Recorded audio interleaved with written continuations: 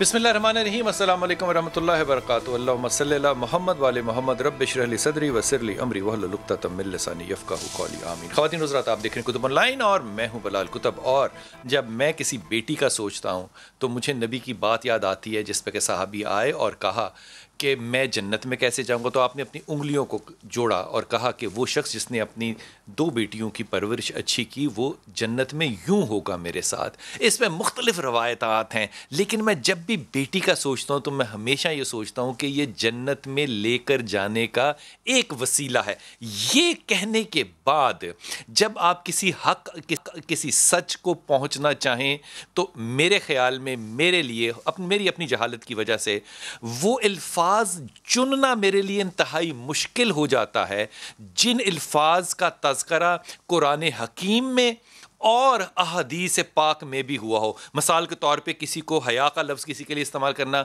वो बुरा महसूस करेंगे। गैरत का लफ्ज़ खुदा के लिए इस्तेमाल होता है। गैरत का लफ्ज़ मैं किसी के लिए इस्तेमाल करूँगा तो आज के माशरे में गैरत के नाम पे कत्ल इतने हो चुके हैं कि आपको वो भी लफ्ज़ जो है वो इस्तेमाल नहीं करना चाहिए। मैं अपने लिए कह रहा हूँ कि नहीं मैं नहीं कर सकता। हमने सारे माशरे को इतना उलट पुलट कर दिया है कि अब हम अपनी ज़िंदगियों के सही होने और गलत होने के फ़ैसले जो हैं वो इंसाफ पे या किसी कानून की बुनियाद पे नहीं, लोगों की राय पे करते हैं कि लोग क्या कह रहे हैं। अगर यही कानून ठीक था तो फिर मैं अपनी ईमानदारी से मुफ्ती ज़ुबैर आज हमारे साथ हैं, उनसे ज़रूर पूछूंगा कि अगर डेमोक्रेसी, मैं उसके ख़िलाफ़ नहीं हूँ, मैं उसके बिल्कुल हक़ में हूँ, अगर डेमोक्रेसी ने फ़ैसला करना है राइट एंड रॉन्ग का तो फिर अल्लाह और अल्लाह को नबी भेजने की ज़रूरत क्यों थी। मेरे साथ आज इस इंतहाई खौफनाक, भयानक और दिल तराश वाक़े में एहसन अंसारी जो हमारे रिपोर्टर हैं वो हमारे साथ होंगे। पहले उनसे हम तज्ज़िया लेंगे थोड़ा सा। साइमा अस्मा हमारे साथ हैं। अस्सलाम वालेकुम, आप पहली दफ़ा तशरीफ़ लाई, आपको बहुत वार्म वेलकम। हमारे साथ फरहाद अली शाह साहब इंशाल्लाह होंगे। वसीम नकवी हमारे साथ हैं। अस्सलाम वालेकुम। वसीम नकवी जो हैं ये इन्वेस्टिगेटिव रिपोर्टर हैं और मुफ्ती ज़ुबैर भाई इंशाल्लाह हमारे साथ ज़रूर होंगे। एहसन, आपसे बात शुरू करता हूँ, थोड़ा सा इसका सैक और सबाक बताइएगा कि ये वाक़या कहाँ पेश आया, कब पेश आया, अगर हो सके तो क्यों पेश आया। शुक्रिया बिलाल साहब। मैं सबसे पहले ये बताना चाहूंगा कि गुज़िश्ता एक हफ्ते में अगर हम देखें 13 तारीख से लेकर 20 तारीख तक तो बहावलपुर के मुख्तलिफ थानों में रेप के 8 केसेस रिपोर्ट हो चुके हैं, जिनमें 13 तारीख को 2 केसेस रिपोर्ट हुए हैं, 16 तारीख को एक, 17 तारीख को 3 केसेस रिपोर्ट होते हैं और उसके बाद 19 और 20 तारीख को एक केस रिपोर्ट होता है। अब अगर इस केस के ऊपर हम आते हैं तो 16 तारीख को ये केस रिपोर्ट होता है। बहावलपुर की तहसील है खैरपुर टामे वाली, उसका एक इलाका है चले वाहन, वहां पर ये वाकया रिपोर्ट होता है जिसमें ये सामने आता है कि घास काटने के लिए खातून अपने बच्चों के साथ जाती हैं और जब वो घास काट रही होती हैं तो थोड़ा सा डिस्पर्स होते हैं फील्ड्स में और अचानक से उन्हें आवाज़ आती है उनकी बेटी के चिल्लाने की। जब वो वहां पर पहुंचती हैं तो वो देखती हैं कि जो मुलजिम लुकमान है वो बैना तौर पर वो रेप अटेम्प्ट कर रहा है। वो वहां पर शोर मचाती हैं, शोर मचाने के बाद वो वहां से भाग जाता है। उसके बाद वो पुलिस स्टेशन, अपनी बेटी को हमरा पुलिस स्टेशन आती हैं और अपनी दरख्वास्त वहां पर दायर करती हैं। उन्हें रेफर कर दिया जाता है पुलिस चौकी पर कि और साथ में कि आप जो जय वकुआ है वहां का विजिट करवाया जाता है, किया जाता है। उसके बाद उनका मुकदमा दर्ज नहीं होता किसी वजह से, घर जाते हैं वो, वहां पर घर जाके बच्ची दिल बर्दाश्ता होती है, वो वहां पे जहर पी लेती है। उसके बाद उसे भावल विक्टोरिया हॉस्पिटल ले आया जाता है लेकिन वो जांबर नहीं होती। जब इस तमाम वाक़े का डीपीओ भावलपुर का नोटिस आता है, वो उनके नोटिस में ये बात आती है तो वो फौरी तौर पे सबसे पहले तो कार्रवाई करते हैं। जो उनका मुतालिका थाना SHO हैं, इन्वेस्टिगेशन ऑफिसर जो उस पुलिस चौकी के ऊपर तैनात थे वो, और जो मुहर्रर हैं वो सबसे पहले उनको अरेस्ट करवाते हैं और फिर वो इसके ऊपर केस की फर्दर इसको चलाते हैं और सब कुछ करते हैं। अब इसमें अगर ये देखा जाए, अब जो मुलजिम लुकमान है उसको अरेस्ट कर लिया जाता है, अब उससे भी तफ्तीश जारी है। इसके साथ साथ आज मुलजिम को DNA टेस्ट के लिए लाहौर लेकर जाया जा रहा है, जबकि जो कॉल डाटा है अब उससे भी तफ्तीश का जो अमल है वो आगे बढ़ाया जा रहा है।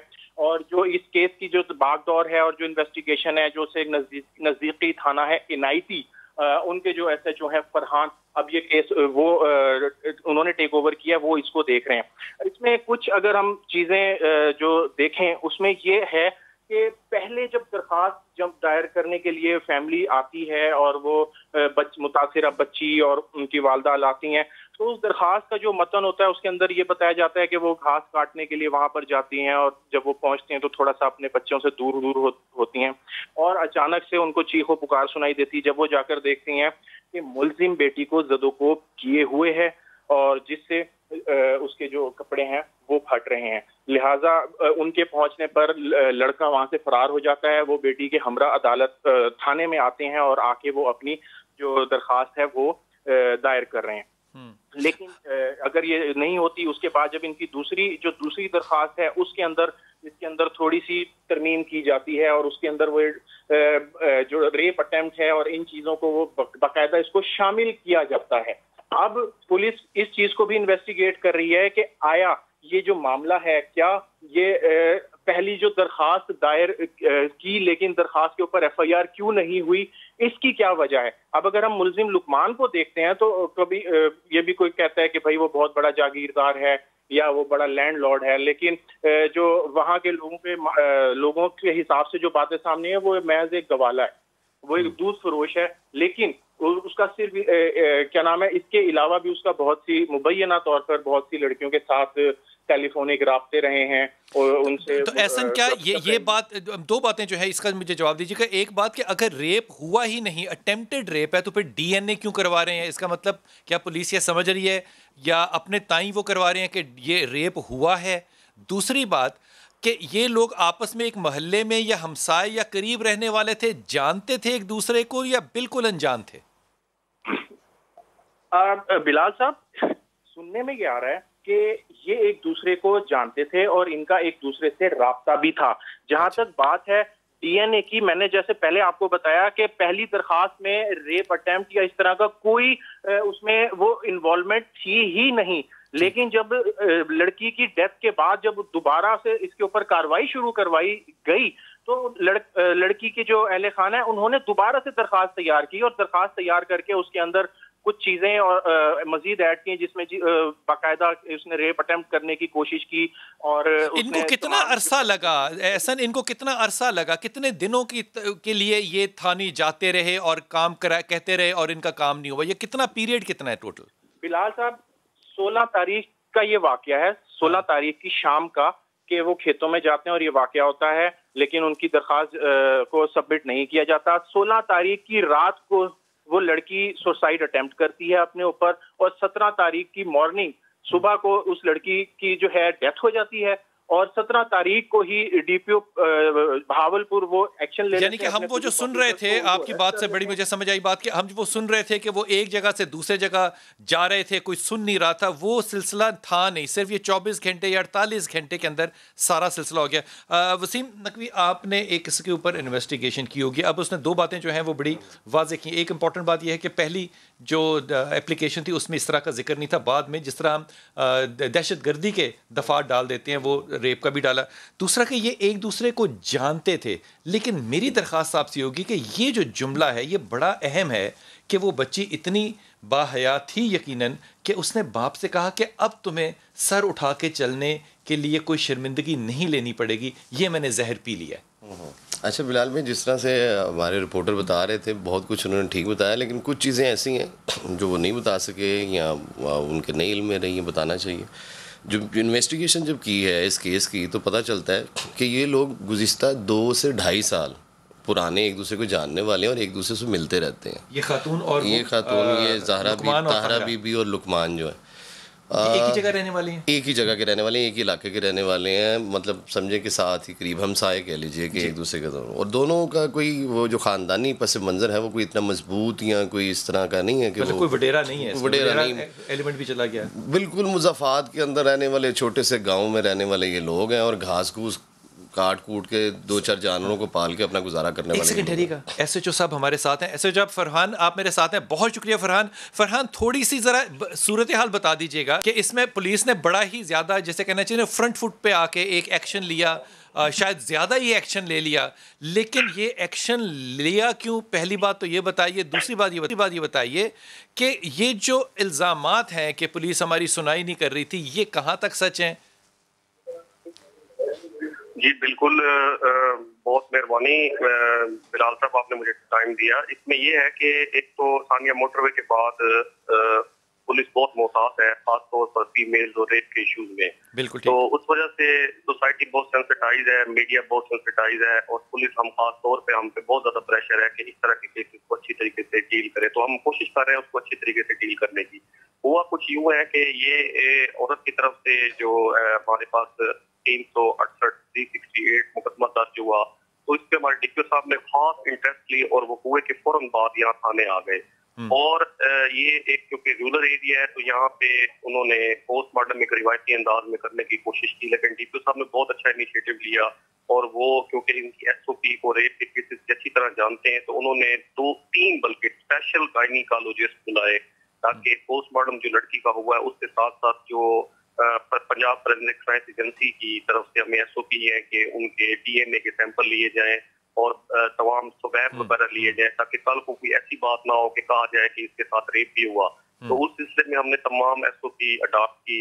अभी केस में हमने मुल्जिम मरकजी पकड़ा हुआ है, तो उससे इंटरोगेशन हमारी जारी है, उसकी कॉल सीडीआर रिकॉर्ड वगैरह भी हमने ले ली है, और कोशिश कर रहे हैं कि इसको मंतकी अंजाम तक पहुंचाएं। अच्छा फरहान, हमने जाहिर है आप एक सरकारी अफसर हैं, लेकिन हमने आपकी रेपुटेशन बहुत अच्छी सुनी है, हमने आपकी इन्वेस्टिगेटिव एबिलिटीज़ पे बहुत लोगों की राय ली। वो सब लोग जिनके केसेस थे उन लोगों ने आपके बारे में बड़ी ही शानदार राय दी। ये फरमाइए कि आपका एक प्रोफेशनल जजमेंट क्या कहता है कि ये हादसा आपने बड़ी अच्छी बात की कि बड़े अच्छे तरीके से हम हैंडल कर रहे हैं, लेकिन सच्चे तरीके से भी तो हैंडल करना पड़ेगा ना। इस कहानी का प्रोफेशनल आपके ख्याल में पस मंजर क्या है? जी, पस मंजर इसमें अभी तक तो यही सामने आया है कि ये दोनों एक दूसरे के घर के पास रहते हैं, लड़का भी और लड़की भी। तो वो लड़के जो हमारे पास इस वक्त अरेस्ट है, तो वो ये कहता है कि मेरा इस लड़की के साथ अपना थोड़ा ताल्लुक रहा है, हम एक दूसरे को पसंद करते थे। ठीक। तो हम कहना कबल वक्त होगा कि इसको हम मंतकी किस तरफ रुख जा रहा है, क्योंकि अभी हमारी इन्वेस्टिगेशन चल रही है, तो ये कबल वक्त होगा इसमें कोई एक राय कायम करना। हमारा काम है शवाहिद को इकट्ठा करना, हम वो कर रहे हैं। बहुत अच्छी बात। शवाहिद को इकट्ठा करके इंशाल्लाह हम अदालत में, मजाज कोर्ट में, और इंशाल्लाह जो फरहान साहब, ऐसा क्यों हुआ कि पहली दफा जब वो एप्लीकेशन लेके आए तो वो और तरह की, जब दूसरी दफा उनकी मौत के बाद आई तो वो एप्लीकेशन के अंदर उन्होंने और तरह के भी वाकया डाल दिए, अटेम्प्टेड रेप भी डाल दिया। ये तब्दीली क्यों आई? इसकी क्या वजह हो सकती है? पाकिस्तान में ऐसा आज तक कोई कानून नहीं बना कि मुद्दई को वो रोक सके कि आप पहले क्या कह रहे थे, बाद में आप क्या कहते हैं। हमने जो मुद्दई ने कहा है हमने उसको उस पे हमने फॉलो किया है, उसने जो कुछ कहा है हमने वही लिखा है। अब हमारा काम है उसके अंदर फैक्ट्स को फाइंड करना, और वो ही हम कर रहे हैं। हाँ। आपकी रेपुटेशन जिस तरह की हमारे तक पहुंची है, हमें यकीन है कि बहुत ही कम वक्त में इंशाल्लाह आप इसको किसी मंतकी अंजाम पे ज़रूर छोटा सा वक्फा लेंगे और वापस आके इस जुमले के ऊपर बात को खोलने की कोशिश करूंगा मेहमानों के साथ, जो SHO साहब ने कही कि हम कौन होते हैं कहने वाले कि आप बयान क्यों बदलना चाहते हैं। आप अगर झूठे को झूठा भी इस माशरे में नहीं कह सकते तो सच्चे को सच्चा कैसे कहेंगे?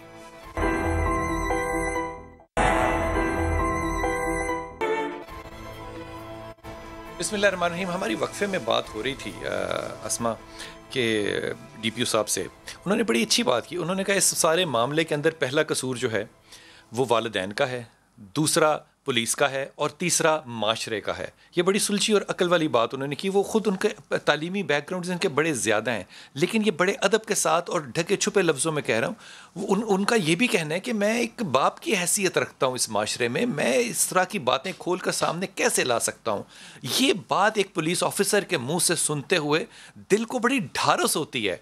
लेकिन क्या करें उस माशरे का जो चलता ही फितने की बुनियाद पे है, जो चलता ही नफरत की बुनियाद पे है, जो मनफी पे चलेगा, जिसके पास बेचने को सवाए नफरतों के और कुछ ना हो, वहां पे इस बच्ची के खानदान को जिंदा रहना है फॉर वॉट एवर रीजन। अब वो जो तफसील है कि क्यों हुआ, मुझे फरमाइए कि मैंने ज़िंदगी में कभी ऐसा ना देखा ना सुना कि हम इस वक्त पे पहुंच गए हैं जहां रियासत मदीना हम बनाने की कोशिश में इंशाल्लाह, लेकिन जो रिश्तों का तकद्दुस है वो हमारी समझ से बालातर है। अब ये ज़िम्मा किसका है, आप फरमाइए। बहुत शुक्रिया, और बहुत अहम मौजू आपने यहाँ पे छेड़ा, اور مجھے یہ کہنے دیجئے کہ مجھے بہت اس بات کے اوپر تکلیف اور شرمندگی ہے کہ ہم ایک مسلمان معاشرہ کہلاتے ہیں اپنے آپ کو، اور ہم نبی رحمت صلی اللہ علیہ وسلم کی امت ہیں. یہ وہ نبی رحمت ہیں جنہوں نے بیٹی کو رحمت کہا، اور یہ وہ معاشرہ ہے اور کر جہاں کے دکھایا، بالکل کر کے دکھایا، اور کہا کہ معاشرے کی سیکیورٹی کی ضمانت میں اس وقت تمہیں دوں گا جب یہ منظر آنکھوں کے سامنے دنیا دیکھے گی کہ ثنا سے حضر موت تک ایک عورت اکیلی جائے گی اور لدی ہوگی سونے سے، اس کو خدا کے سوا یا جنگل کے کسی درندے کے سوا کسی کوئی کا خوف نہیں. یہ انہوں نے ایک سٹینڈرڈ، ایک معیار ہمارے سامنے سیٹ کر کے رکھ دیا. ہم اس نبی کی امت ہیں، اور اس نبی کے نام پہ ہم نے یہ معاشرہ بنایا، یہ ملک بنایا. اور بہت بدقسمتی ہے ہماری کہ آج اتنے سالوں کے بعد بھی ہماری آنکھیں یہ منظر دیکھ رہی ہیں کہ ہماری وہی بچیاں جن کی پیدائش کو رحمت کہا گیا، ان کے ساتھ یہ حال ہے کہ کبھی وہ کسی حال میں کوڑے کے ڈھیر پہ ملتی ہے، کبھی وہ کسی حال میں معاشرے میں پائی جاتی ہے، اور کبھی وہ زہر کھا کے خودکشی کرنے کی کوشش کرتی ہے. یہ اتنی بدقسمتی ہے کہ آج مجموعی طور پہ ہمیں جو معاشرے کا اجتماعی ضمیر ہے اس کو جگانے کی ضرورت ہے، اور ان باتوں پہ بیٹھ کے سوچنے کی اور سمجھنے کی ضرورت ہے. مجھے کوئی یہ جواب اس کائنات میں دے گا میرے مرنے سے پہلے کہ یہ وجہ کیا ہوئی؟ جب ہم اپنے آپ کو امت محمد بھی کہتے ہیں، ہم مسلمان بھی ہیں، نمازیں ہم 5 پڑھتے ہیں، بلکہ 6 بھی پڑھتے ہیں، مسجدوں میں ہم جمعے کو ضرور جاتے ہیں، اس کے باوجود غلطی کب کہاں سے شروع ہوتی ہے کہ ہمارے اخلاقی معیار جو ہیں وہ اس قدر تباہ ہو گئے؟ بہت ساری وجوہات ہیں، اور وجوہات ہی پہ بات کرنی چاہیے. میں آپ کو بتاؤں کہ ان واقعات کے پے در پے ہونے سے ہم نے اس کی جرم کی بہت تشہیر ہمارے میڈیا پہ بھی ہو گئی، اخبارات میں بھی ہو گئی، معاشرے میں بھی جہاں بیٹھتے ہیں اس پہ بات. لیکن حل پہ بات کرنا جو ہے وہ اصل تعمیری جب تک بات پوائنٹ ہے. کو ڈائگنوز ہی نہیں کریں گے تو کیسے حل کیسے کریں گے؟ اور مجھے حیرت ہوتی ہے اس بات کے اوپر جب ہم بیٹھ کے کہتے ہیں کہ اس کا حل کیا ہو. دنیا کے ممالک ہمارے سامنے، دنیا کے معاشرے ہمارے سامنے ہیں. سب سے پہلی بات قانون کی حکمرانی ہے. کچھ چیزیں فوری کرنے کی ہوتی ہیں اور کچھ لانگ ٹرم پلان ہوتے ہیں. ہم دونوں میں فیل ہیں. ہماری بدقسمتی ہے ہمارے ہاں قانون جو ہے وہ مجرم کے ساتھ ہوتا ہے، مظلوم کے ساتھ نہیں ہوتا. ہمارے کرمنل جسٹس سسٹم کے اندر اتنے فلاز ہیں کہ، اور اس کے اوپر ایک عورت ہونا اس معاشرے کے اندر، یہ بہت بڑا بوجھ ہے. کوئی راستہ ہی نہیں دیا جاتا. پہلے تو مقدمہ درج نہیں ہوگا، اس کے بعد تفتیش ہوگی تو اس کو اتنی اذیت سے گزارا جائے گا. یہ آپ کی باتیں بالکل ٹھیک ہے. میں واپس آپ کے پاس آتا ہوں. حضور اقدس، میں ان باتوں سے نا تھوڑا سا گھبرا گیا ہوں، کیونکہ اس نے تو 24 گھنٹے بھی انتظار نہیں کیا کہ رپورٹ جو ہو جائے. اس کا جو کال ڈیٹا رپورٹ ہے، وہ ڈیٹا ہے، وہ سارا ان کے پاس ہے. وہ آپ کی بات بالکل ثابت ہوتی ہے کہ اس کے تعلقات اور اس کی گفتگو اس کے ساتھ ثابت ہو رہی ہے.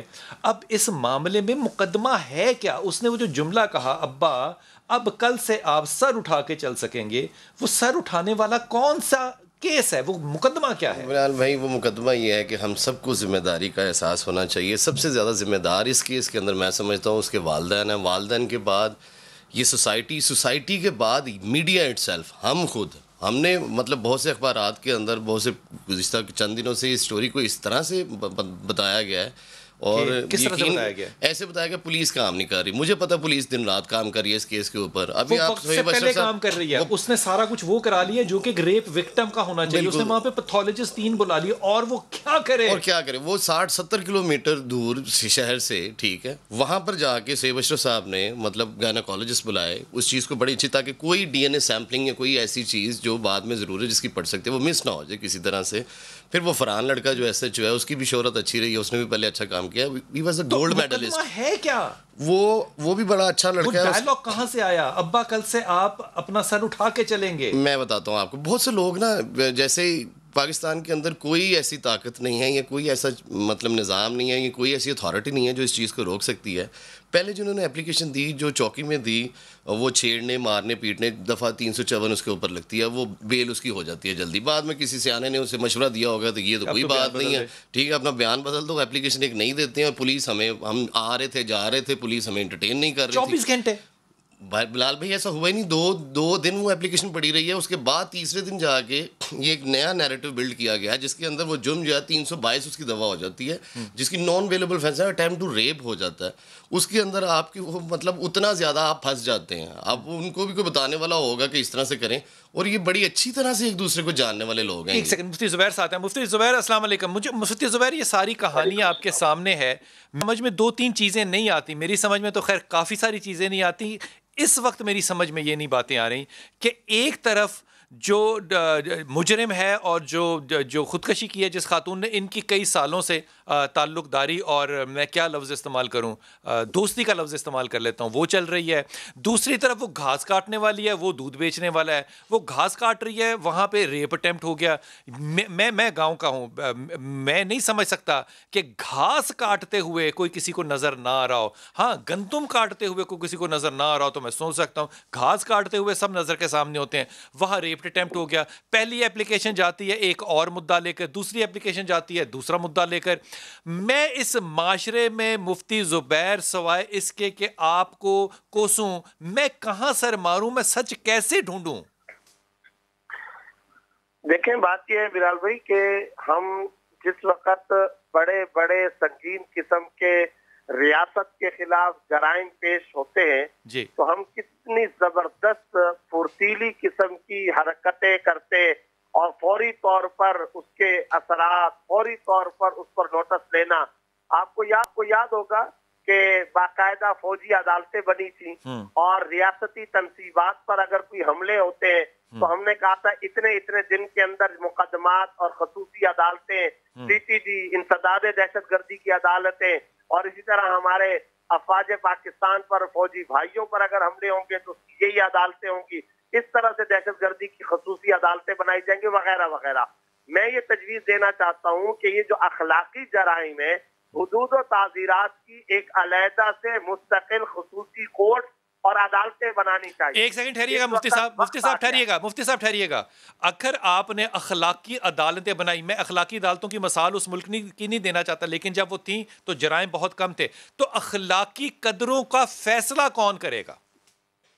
دیکھیں اخلاقی قدروں کا جو سب سے زیادہ اہم بات ہے، جیسا کہ بڑے معاملات، مثال کے طور پر ریپ کا معاملہ ہے، زیادتی کا معاملہ ہے، اجتماعی زیادتی کا معاملہ ہے، یا جس طریقے سے اس بچی کا یہ معاملہ پیش آیا اور پولیس نے الٹے سیدھے سوالات کرنا شروع کر دیے، تو کم از کم درجے کی بات یہ کہ پولیس کو اتنی تربیت تو کم از کم دینی چاہیے کہ بھائی یہ جو وکٹمز، یہ جو گواہوں کا معاملہ ہوتا ہے، یہ جو چشمدید گواہ ہوتے ہیں، یہ کس چیز کے اندر نہیں مفتی صاحب، میں اور طرف آپ کو لے کے جانا چاہتا ہوں. مجھے بتائیے کہ میں نے ایک عدالت قائم کر لی اور میں نے قسم، میں قاضی ہوں اور میں نے حضرت عمر خطاب کے جوتوں کی خاک بن کے فیصلہ کرنا ہے.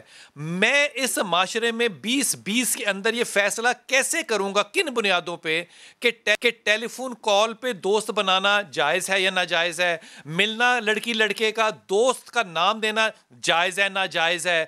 میں یہ کیسے فیصلہ کروں گا کہ مجھے کہاں جانا چاہیے کہاں نہیں جانا چاہیے؟ پردے کے احکامات تو میں اس معاشرے میں لگاؤں گا تو میں مجرم قرار پاؤں گا.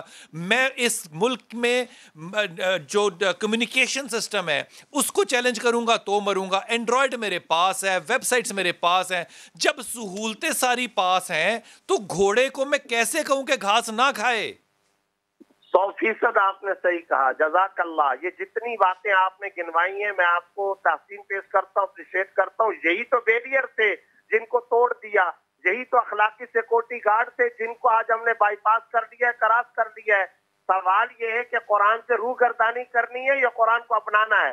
قرآن کریم کی سورہ نور کے اندر کیا ہے؟ وَقَرْنَ فِي بُيُوتِكُنَّ، عورت کا اصل مقام بیان کیا جا رہا ہے. اور پھر اگر گھر سے وہ باہر نکلے، ضرورت پڑتی ہے نکل سکتی ہے، بوقت ضرورت بقدر ضرورت جائے، اس کا لباس کیسا ہوگا، کلر کیسا ہوگا، آداب، عبایا، ضرورت، بات، حتیٰ کہ بات چیت کا ساؤنڈ کتنا بلند ہو. وَلَا تَخْضَعْنَ بِالْقَوْلِ، اللہ رب العزت قرآن میں یہ بھی بیان کر رہے ہیں مقام زینت کو ظاہر کرنا ہے یا نہیں کرنا. اچھا یہ صرف عورتوں کے لیے احکام نہیں ہے، مردوں کے لیے بھی احکام ہے. ہم ان تمام بیریئرز کو اختیار کرنے کے لیے تیار نہیں ہیں. ہم نہیں. میں واپس آتا ہوں، میں وقفے پہ جا رہا ہوں، میں واپس آ رہا ہوں. میں یہ بات جو ہے نا، یہ بات اپنی طرف سے کہہ کے کہ ایک ملک ہے جس کے اندر وائس اسکواڈ بنا ہوا تھا، یعنی کہ مورل امپلیمنٹیشن کے لیے قانون سازی تھی اور اس کے لیے ایک پولیس تھی. اگر آپ اس 20 سال کا ان کا ڈیٹا لیں تو وہاں پہ جرائم کی شرح جو ہے وہ 0.1%. اب جب لوگوں کے اور دنیا کے اور ملٹی نیشنل کے کہنے پہ انہوں نے اپنا یہ نظام توڑا تو آج آپ وہاں پہ کلب بھی نظر آتا ہے، پب بھی نظر آتا ہے اور کسینو بھی نظر آتا ہے. اب جرم کی پوری نوعیت بدل چکی ہے.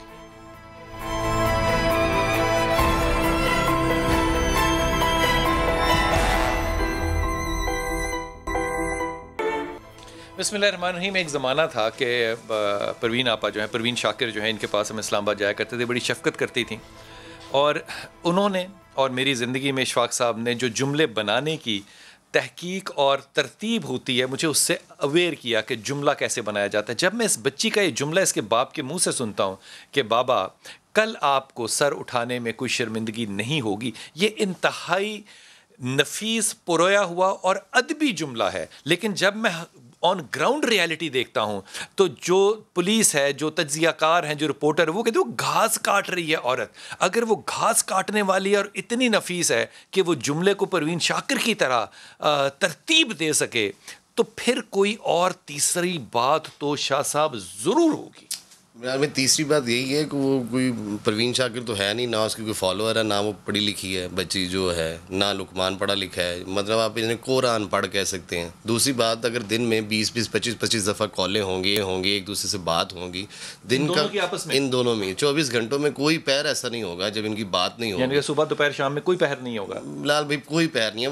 وہ آپ سامنے آتا ہے، اگر کال ڈیٹا ریکارڈ ہے تو آپ اس میں دیکھیں، اگر کوئی آپ کو وہ پولیس والے دیتے ہیں. دوسرے نمبر پر ان کی انتہائی مطلب قربت داری ہے، بہت زیادہ بلال بھائی، بہت زیادہ قربت داری. اور ان کے اس کو پتہ ہے، اس کے پیرنٹس کو، میں اب یہ کہنا نہیں چاہتا، اس کے پیرنٹس بڑی اچھی طرح سے جانتے ہیں. اور انہوں نے اس دفعہ جب یہ پکڑے گئے ہیں تو وہ بیٹی کے ہاں جی، مطلب جب اس دفعہ یہ جو طاہرہ بی بی ہے، لقمان کے ساتھ جب کھیتوں میں انہوں نے دیکھ لیا اس کے ساتھ اس کو، اس کے بھائی نے، تو وہ گھر جب گئی ہے، طاہرہ کے بھائی نے جب گھر گئی تو جا کے اس کے ماں باپ نے طاہرہ کے سامنے مطلب جیسے گڑ گڑاتے ہیں، اپنے دوپٹے پھینک کے روئے اس کے سامنے، اور اسے کہا.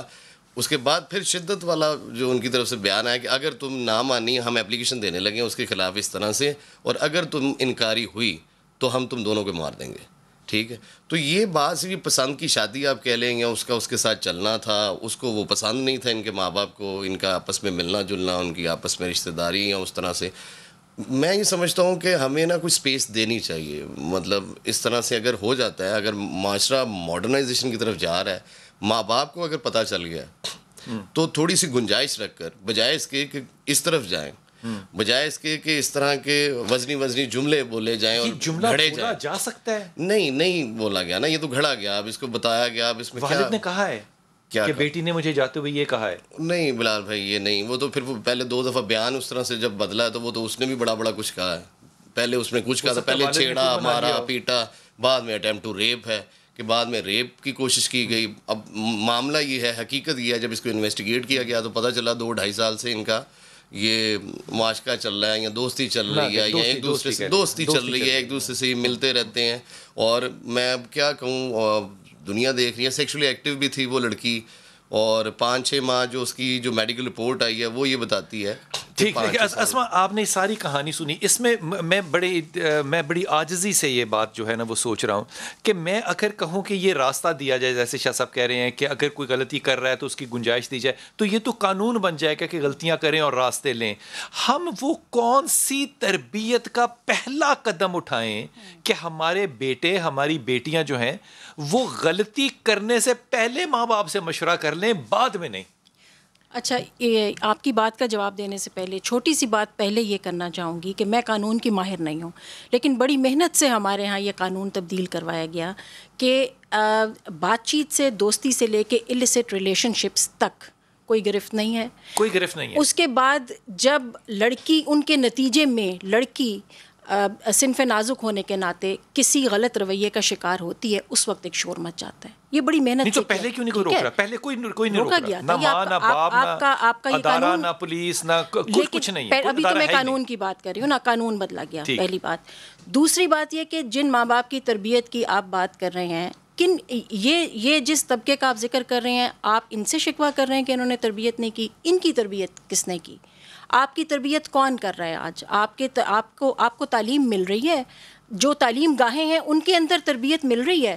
آپ کی جو آدھی آبادی ان پڑھ ہے، ان کے ہاتھوں میں آپ نے یہ موبائل اور انٹرنیٹ اور سوشل میڈیا دے دیا، ہر ایک کے ہاتھ میں، جن کو اس کی تہذیب نہیں ہے اور جن کو پڑھنا لکھنا بھی نہیں آتا اور جن کی کوئی اخلاقی تربیت بھی نہیں ہے اور جن کے لیے ابھی تک قوانین بھی نہیں بنے. قانون سے زیادہ اس وقت ایک بچہ جو ہے نا وہ اپنا بچپنا گزارتا ہی نہیں ہے، وہ ڈائریکٹ جوان ہو جاتا ہے کیونکہ اس کے ہاتھ میں جو ڈیٹا ہے وہ جوانی کی طرف اس کو لے کر جا رہا ہے. بالکل ٹھیک ہے.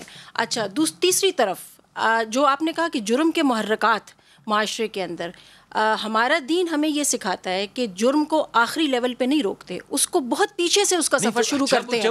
جب آپ روکنے کا قانون ہی نہیں ہے، آپ کہیں گے میں آپ کو روکوں گا، میں مثال دے رہا ہوں، خدا نخواستہ میں آپ کو کہوں گا کہ یہ افیئر نہیں کرنا، آپ کہیں گے جناب میرا حق ہے، مجھے اسلام اجازت دیتا ہے کہ میں دوستی کر سکوں، میں جان سکوں، مجھے کون سا قانون اس دنیا کو روک سکتا ہے؟ لیکن میرے پہ اس وقت صرف انگلی آئے گی جب اس کے محرکات، اس کے نتائج منفی آئیں گے، مثبت آئیں گے تو پھر بھی نہیں آئے گی. دین تو آپ کو اجازت نہیں دیتا نا، دین تو ہم سب کے سامنے ہے. دین کہاں آپ کو اجازت دیتا ہے؟ جو کچھ اس وقت آپ کا، جو اس وقت آپ کے ڈرامے دکھا رہے ہیں، جو کلچر، اور جو کلچر بڑی محنت سے ہماری جدید درسگاہوں میں بنایا جا رہا ہے، کیا اسلام اس کی اجازت دیتا ہے؟